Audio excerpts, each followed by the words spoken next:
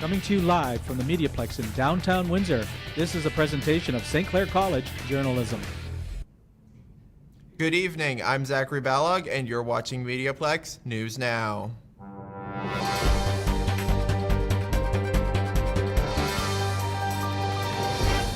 This past Thursday and Friday, staff and students from St. Clair College collected donations for the Goodfellows newspaper drive at the south and downtown campuses and surrounding roadways. While Goodfellows hasn't announced a final tally for this year's drive, college volunteers surpassed a previous collection record, bringing in more than $17,000. Let's join Constable Sarah Werstein from Crime Stoppers with this week's update. On November 23rd at 2:50 a.m., Lakeshore OPP were dispatched to an address on Richardson Side Road for a report of a break-and-enter. It was determined that 4 unknown individuals entered the business and proceeded to steal 12 dirt bikes, a kid-sized ATV, 4 electric bikes, 20 off-road tires, and various apparel valued at over $110,000. The first suspect vehicle is a dark Dodge Ram pickup truck towing a white double-axle enclosed trailer with the letters LK on the rear door. The second suspect vehicle is a white Dodge Ram pickup truck with a sunroof towing a single-axle enclosed trailer. Anyone with information is asked to contact the Lakeshore OPP, or should you wish to remain anonymous, call Crime Stoppers at 519-258-TIPS or submit a tip online at catchcrooks.com. I'm Police Coordinator Sarah Werstein. Windsor's new top cop was announced and introduced this morning. Tyler Clapp was there. At a press conference held within Windsor Police Headquarters, Mayor Drew Dilkins introduced new Police Chief Jason Belair. Belair has served for 27 years in varying capacities. This includes acting as Deputy Chief of Police for Operations, overseeing day-to-day operations. The decision comes after the Windsor Police Services Board conducted a thorough search for new candidates, with some offers coming as far as British Columbia. Belair announced his plans for the Windsor Police moving forward. As Chief, I pledge to embrace a community-focused, collaborative, and data-driven strategy to policing. And this will include modernizing our structure, our service delivery, and our appearance. The diversity of our communities is a large part of what makes this area so attractive and vibrant. We will become a better organization as we continue to emphasize a philosophy and practice that prioritizes equity, diversity, and inclusivity at the Windsor Police Service. I'm Tyler Clapp for MediaPlex News. The season of giving is among us, and Mackenzie Adams tells us about one charity that is hoping to help as many as possible. With Christmas around the corner, there are many ways to make the season merry for everyone. A Windsor Essex charity is building beds for children who don't have one of their own. Sleep in Heavenly Peace is starting their 50 Days of Giving fundraiser, accepting donations of new twin bedding, new mattresses, and new pillows. Worldwide Mattress Outlet has 2 locations for drop-off along with Z's Auto. Jeff Lowen and his team of volunteers visited Worldwide Mattress to build a bed for display in the store. I've seen where children don't have a bed to sleep in, and they suffer both psychologically, physically, and emotionally from that absence of having a sanctuary to spend their time in. Lowen is responsible for delivering most of the beds to the homes. Oh, the kids are absolutely gleeful almost all the time. So, and that's where you get the opportunity to see the immediate effect of having that bed in place. SHP has delivered over 125 beds since starting in 2020, and the number is growing. The 50 Days of Giving fundraiser is on now and will run until December 31st. For MediaPlex News, I'm Mackenzie Adams. Artists are uniting to create a new approach in the time of economic collapse. Rawat Kansoon reports. The economic crisis hit all sectors, including the arts. According to rateinflation.com, commodity prices have increased by 6.9%, and that's making it more expensive to buy materials. Art organizer Jill Thompson says there is almost always art to coordinate, but not as much during times of the crisis. I got lots of work, lots of artists got employed. I still had a couple different events, low key, but at the same time, it wasn't a crisis. It was you just have to pivot when things like this happen. You can't just, and there's no art stuff. No, you got to make it for yourself. Artists in Windsor Essex County united to face inflation by organizing what's called Art Pays Nights across the city. Artists are uniting to break down the stagnation caused by inflation. Tonight we're doing an art like a paint night, like an instructional night, which is hosted by one of our local artists, a professional artist in Windsor named Athena. Several artists and organizations, local organizations that have come together to create something that was not there before. No matter how suffocating the crisis is, the artists believe there are always spaces for creating innovative ideas that bring life back to the city. For MediaPlex News, I am Rawat Qansoon. Are you looking for a used car? Get ready to pay more. So Asfahani has the story. Everyone knows when you drive a new car off the lot, its value depreciates immediately. But right now, that's not true. The market has been a little different in the past couple years. We've seen a dramatic change in the used car business. There's a shortage for inventory. And what's causing this is the demand for used vehicles. Ahmad Isai, the owner of Legend Motors car dealership. He says new car shipments are low, pushing demand for used cars. The market in the U.S., a lot of the used car dealers have been shipping cars to the U.S. because there's a demand there as well. So it's harder for us to get inventory to put on our lots. Isa has about half the volume of used cars on his lot currently. Anthony Herb is looking for a car with no lock. Also the used car, we're not afford to anymore to get a used car. So I don't know what's gonna happen. Henry Pedler owns KZ Renovations and needs cargo vans for deliveries, but the prices are too steep. The prices is almost 30 to 40% higher than usual. Either the parts, everything we're facing these days is hard. According to Statista.com, 3 times more used cars are sold than bought new. I'm Saas Fahani for MediaPlex News. If you're looking for a new hobby, pottery might be something to keep in mind. Rawad Kansoon has more. Pottery is one of the oldest and most widespread of the decorative arts, consisting of objects made of clay and hardened with heat. These objects are commonly useful ones, such as vessels for holding liquids, plates, or bowls from which food can be served. You can enjoy making your own pottery in Windsor at the Expressive Brush Art Studio. This introductory level class will get students comfortable with the wheel, controlling the speed, balancing, centering the clay, and getting a feel of how the movement contributes to shaping. So we do pottery here, and we teach it so that they can make a bowl or just something very basic in the beginning. And to do that, we have about a pound of clay, and then we work it, we center it, and then we raise it, and then they widen it, and then they finish.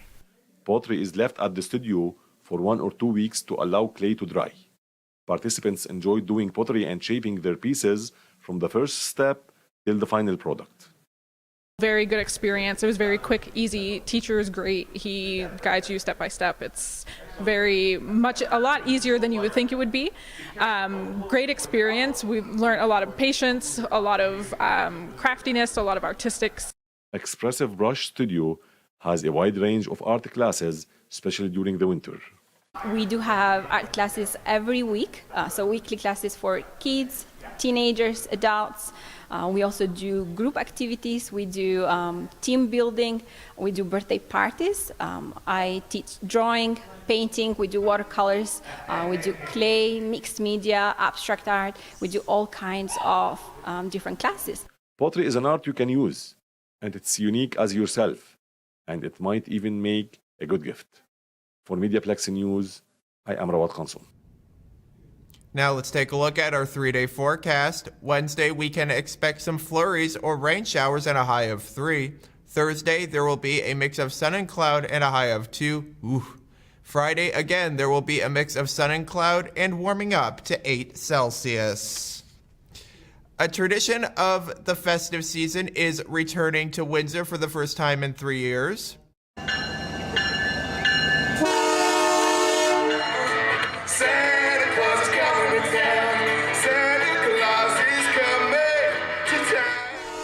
The The Canadian Pacific Holiday Train is set to arrive in Windsor on December 1st at 5:45 p.m., followed by Songs of the Season performed live at 6.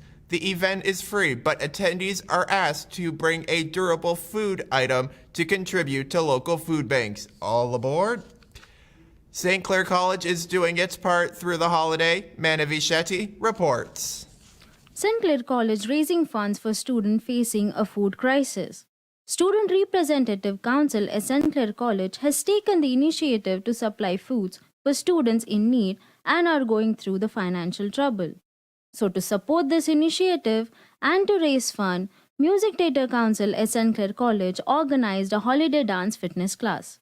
Students came in and took part in this initiative by dancing and donating some funds. For the food drive, which around Christmas is always a really important thing to get to, so I think it's important to help out with that and to make people aware of, I think Christmas is a time when we take for granted that we get time with family and time around food a lot, and not everyone gets that opportunity. So currently, the application is closed for food bank, but is under review to open. Although the approved applicants will receive 1 bag of food every month at the downtown TD Center. I am Manvi Shetty from MediaPlex News. Christmas is just around the corner, and Santa is making appearances all over the county. Donna Tuckwell reports. It's the time of year that the guy in the red suit starts to make his rounds before the big day. In Amherstburg, Saturday night, people were already finding their spots, anxiously awaiting the start of the annual Christmas parade. A few people already knew what they wanted to ask Santa for. What do we ask for Christmas? I like food, so Subway. You don't know? You haven't decided? How you liking it so far? It's perfect. Merry Christmas, you guys! Marching bands, fire twirlers, the Canadian cowgirls, and floats of all sizes made their way through the streets of Amherstburg. But of course, the finale of the night was Santa.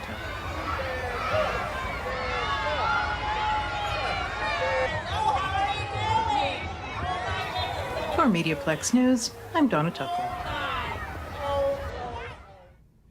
Kingsville kicked off their Christmas celebrations recently. Jawan Jung has the story.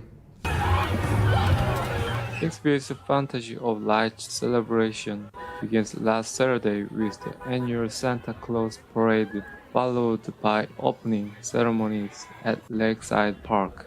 Despite the freezing weather, it did not stop people from participating in local events. Oh, it's awesome. The lights here are great. I haven't been here before, but I hear they're awesome. It's a nice little town. Everybody's friendly. As you can see, they're giving some hot chocolate here. Everything's exciting. As the sun went down, the parade route was lit up with various big grand people decorated with Christmas decorations. In addition, even in the cold weather, volunteers who delivered hot chocolate contributed to the success of the event. The candies given out in the passing procession made the children forget about the cold, and everyone shared a happy day. I'm very excited. I really like the lights and the music, and it's a lot of fun. And the kids like it, so even though it's cold. Meanwhile, this event continues with fun Christmas-themed activities until January 4th. I'm Juan Jung for MediaPlex News.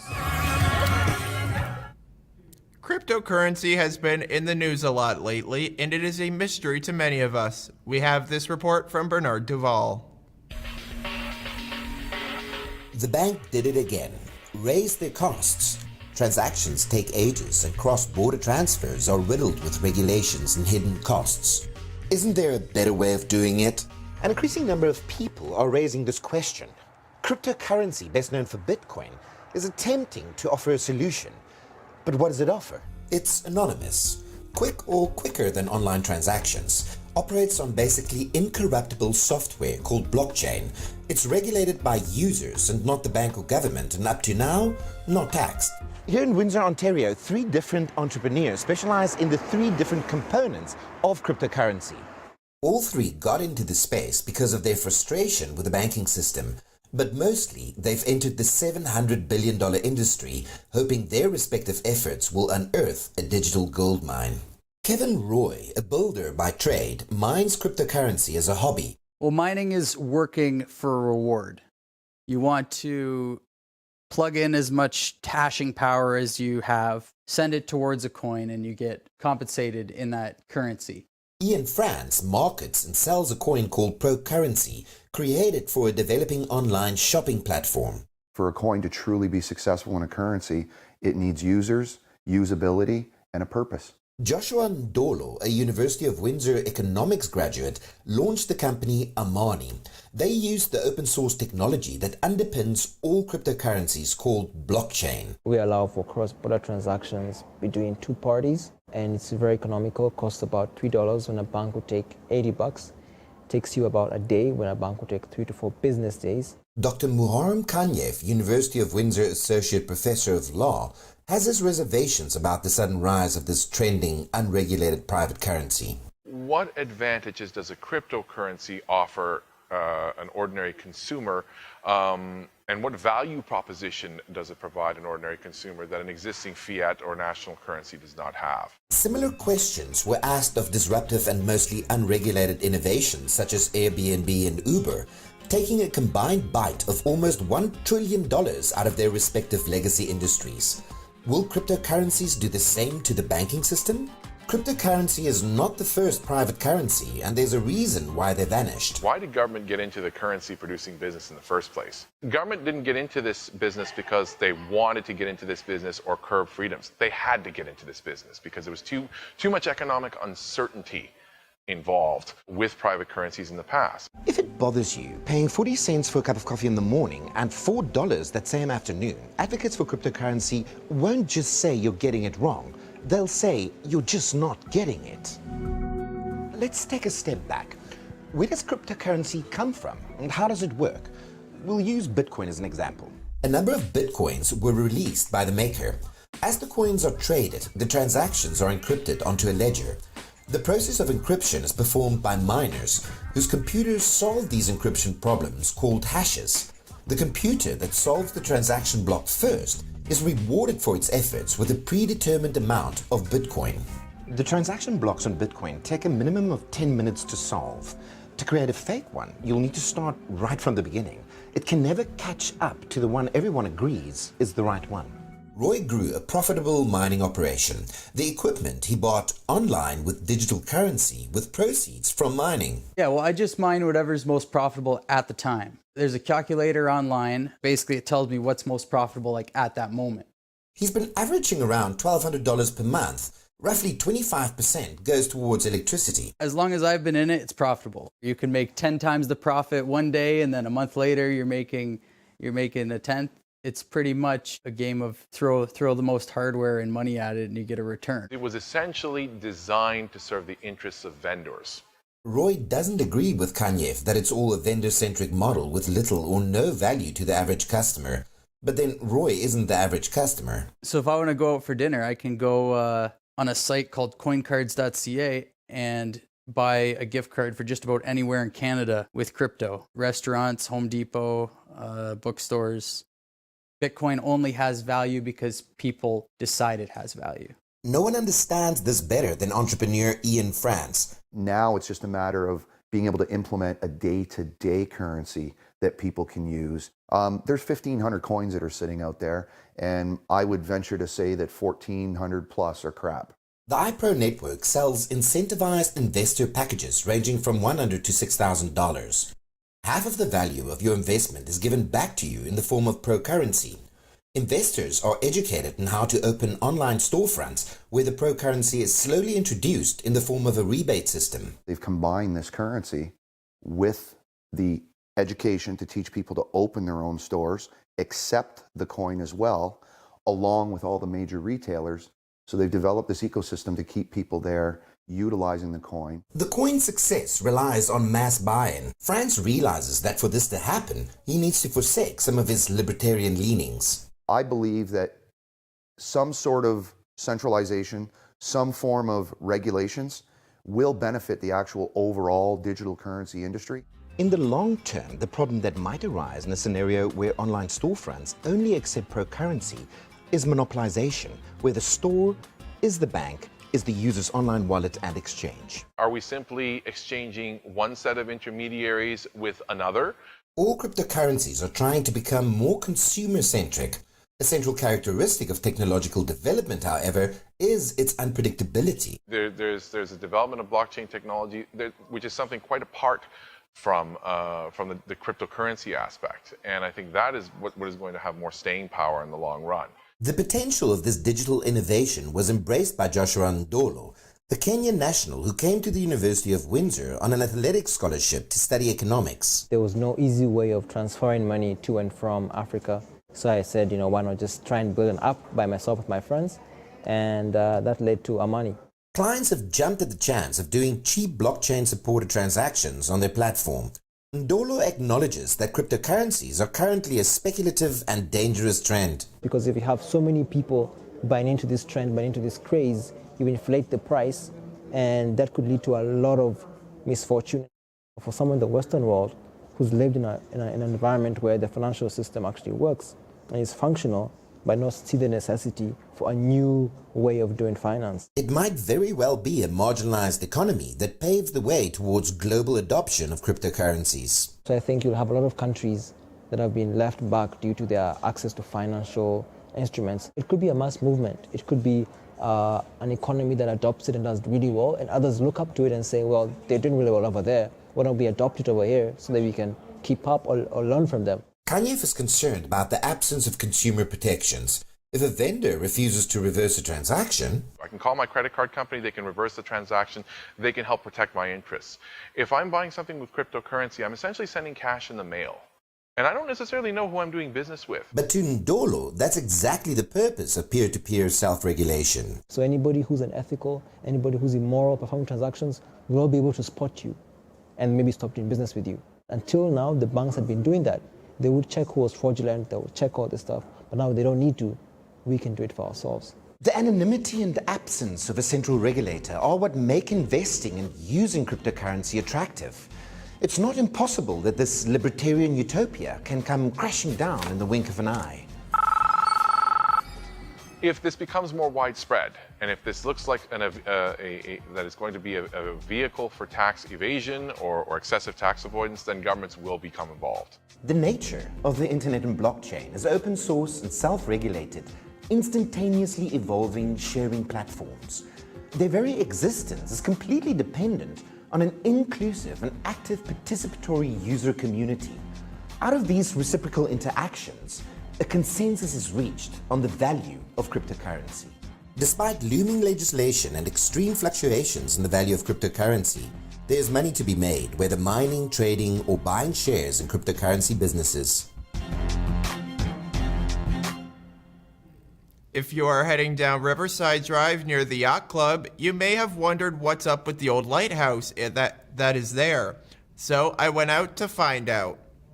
Sitting inside Lakeview Park Marina is a lighthouse with a story of its own. What's the history behind this impressive beacon? I'll tell you in this edition of Did You Know?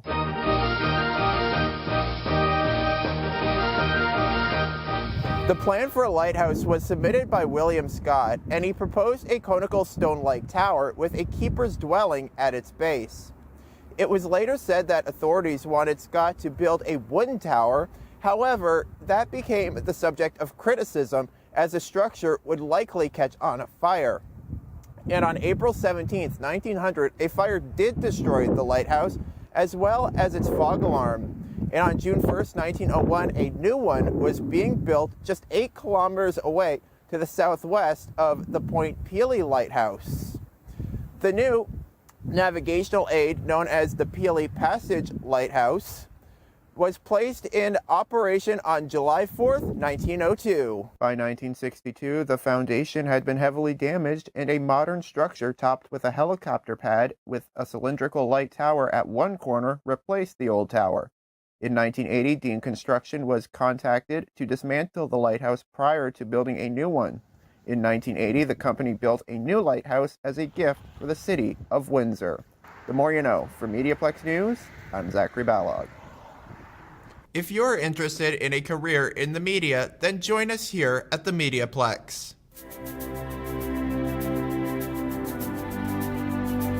Journalism enables people to be well informed. It's documenting history. It's an extraordinary way for people to be connected with their community. What happens in the world affects us. What happens in our community affects us. What happens in the province affects us. And we get to be the eyes and ears and tell the stories. There are many stories that need to be told, and those things add value to our life. It's neat to know that so many people are relying on me. It makes you strive for perfection, or makes you strive for accuracy. The journalism program here at St. Clair College is a convergence journalism program. Convergence means the merging together of print, radio, and television, and the web, and putting all different stories into 3 or 4 different platforms. I can go out now and I can understand how to write a print. I know how to do social media. I can shoot a video. So you start to trust yourself and to use your journalistic skills. In 21st century newsrooms, journalists have to be able to do it all. We ask every one of our reporters to tell stories in multiple ways. There's a different style of writing for print than there is for radio, than there is for television. And it's really important that the information gets out that is true to those platforms. We are one of the few, if not the only, program that is actually taking students to a live broadcast and giving them that opportunity and that experience. I want to be a journalist because I think I like to listen other stories. 午间好，这里是媒体综合新闻节目，我是谭一丹，欢迎收 I 看 find。that the students that come out of St. Clair College are already at or above where some of our broadcast employees have been over the last several years. I feel that I made the greatest decision I could by choosing this program because I have learned so much and I think that I can only grow from here. I would hands down recommend the program to someone considering it. I would recommend it to someone that's not even considering it. They teach you such a vast array of different skills, different platforms, different things that you could really apply to so many different careers. Based on literally hundreds of interns I've seen over the years, St. Clair students are better prepared to go into the work environment in media than most students coming out of colleges and universities across North America. I think it's that very comprehensive curriculum that we have that creates converged journalists that sets this journalism school apart.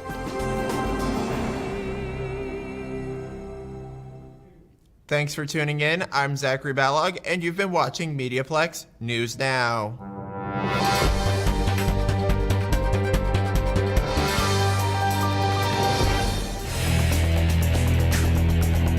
MediaPlex News Now is a production of the St. Clair College Journalism Program.